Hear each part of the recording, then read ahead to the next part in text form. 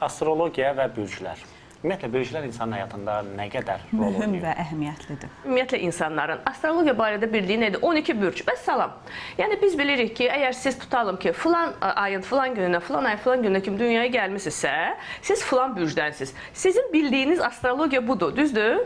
Amma astrologiya bu deyil. Mən bürclərə qarşıyam. Hə, deyirəm də, yəni niyə? Çünki əlbəttə ki, insan bir balaca məntiq işlədərək nə düşünür? Düşünür ki, axı belə bir şey ola bilməz. 8 milyard deyəsən insan var da hal-hazırda dünyada. 8 milyardın 12-də biri təxminən 700-800 min yəqin adam elir. Eyni cür ola bilər? Yox. Əlbəttə ola bilməz. Ona görə yəni hər bir məntiq işlədən insan düşünəcək ki, yox, bu boş şeydir. Amma astrologiya sadəcə bu deyil. Çünki yəni bu bizim bildiyimiz astrologiyanın bir ucudur. Bax, balaca ucu. Yəni icebergin başı da yox, başının başı. Astrologiya çox dərin bir elmdir və əslində astrologiya insanları 12 yerə qəti bölmür. Astrologiyada fərdi yanaşma deyilən bir şey var. Doğum xəritəsi deyilən bir şey var və hər insanın doğum xəritəsi çox fərdi bir şeydir. Bir də gecə və gündüz doğulan insanlar arasında fərq olur? Gecə doğulan insanlara ay planetinin təsiri daha güclüdür, nəinki gündüz doğulan insanlar. Hansı təsirlər olur misal? Yəni ümumiyyətlə bizim ay bürcümüz var da, doğum xəritəsində ay bürcü də var. Günəş, biz bürc dediyimiz günəş bürcüdür. Günəş filan bürcdən keçirmiş biz anadan olanda. Məsələn, mən anadan olmuşam 17 avqust 1977-ci il. Həmən an günəş şir bürcündən keçirdi. Mən doğulan gün ay da qız bürcündən keçirdi. Mənim ay bürcüm qızdır. Məsələn, ona görə də mən gündüz doğulmuşam deyə, məsələn, mənim ay bürcümün mənə lap elə də güclü təsiri yoxdur, amma yenə də var. Belə desək ki, çox belə fərqlidir gecə-gündüz doğulan insanlar, yox, yenə də fərdiyyət məsələsi. Ümumiyyətlə insanlar barədə nəsə danışmaq əslində astrologiya nöqteyi nəzərindən səhvdir. Yüksələn bürc nə deməkdir? Yüksələn bürc nədir? Deməli, biz hər birimiz dünyaya gələrkən həmən anda üfüqdə bir bürc doğur. Bürclər də günəş kimi, bax belə üfüqdə doğurlar da bir-bir, dalbadal 12-si.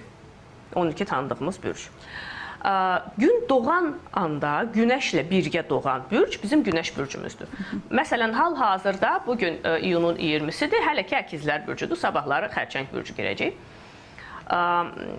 Bu an hər gün günəş doğanda günəşlə birgə əkizlər bürcü də doğur. Ondan sonra artıq ondan sonra məsələn günəş doğandan sonra gəlir xərçəng bürcü. Deməli bu insanın yüksələn bürcüdür.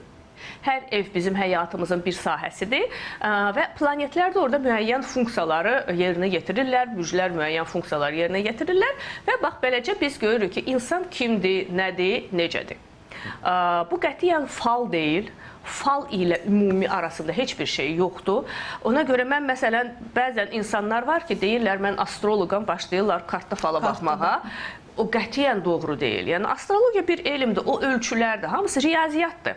Astrologiya ilk növbədə riyaziyyatdır. Çünki biz orada hesablamalar aparırıq. Təsadüf yoxdur astrologiyada. Çünki fal təsadüfdür. Tutalım, götürürlər bir kaloda kartı, içindən bir də kart çıxardılar, o təsadüfdür. Astrologiyada təsadüf yoxdur. Orada yalnız insanın doğum tarixi, dəqiqəsi, saniyəsi ona əsasən müəyyən hesablamalar keçirir. Əgər siz tutalım, hansısa bir ünlü astroloqun YouTube kanalını izləyirsinizsə, ya Instagram səhifəsini izləyirsinizsə, yəni bu astroloqun bir adı var, astroloq kimi tanınır, normal. Hansısa siz görmüsünüz ki, bu bir proqnoz eləyib, o proqnozlar həyata keçib filan. Onda hə. Amma o internet səhifələr var ya, yəni deyirlər, bu gün nə bilim şirləri nə gözləyir. Siz mənə bağışlayın, yəni onları astroloqlar yazmır ki, onları sizi kimi jurnalistlər yazır. Tanınmış oturur bilir ki, cəmaat girib oxuyacaq, yazırlar. Yəni mən şəxsən hələ adamlar tanıyıram. Karma və yenidən doğuluş. İnsanın bu həyatda yaşadıkları əvvəlki həyatının nəticəsi ola bilərmi?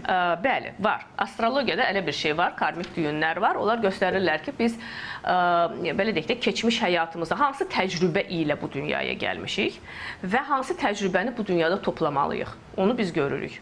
Onun təsiri var. Amma bu o demək deyil ki, bəzən deyirlər, sən nə bilim karman ağırdır, ona görə nə bilim hansı cəzalar çəkəcəksən. Yox. Belə bir şey deyil. Sadəcə o həmən o təcrübəni göstərir. Müəyyən biz bir təcrübə ilə gəlmişik, müəyyən biz təcrübəni toplamalıyıq. Əvvəlki həyat deyəndə, yəni bundan öncə yaşadıqlarımız yəni olub? Astrologiyaya görə bəli. Olub. Bəli. olub. Bir neçə dəfə doğulmuş. Bəli, bəli. Və doğum xəritəsində məsələn görə bilirik ki, bu belə deyək də, bu insanın ruhu gəncdir, yəni bəlkə bu ilk dəfə dünyaya gəlib, ya indi ilk dəfə olmasa da, yəni ikinci, üçüncü dəfə belə deyək. Ya da ki, bu çox təcrübəli bir ruhdur. Yəni məsələn daha ağır bəlkə karması var, daha ağır təcrübəsi var və insanlar adətən bax həmin o daha təcrübəli ruh olanda o insanlar daha ciddi olurlar və bir qədər həyata sevinən olmurlar.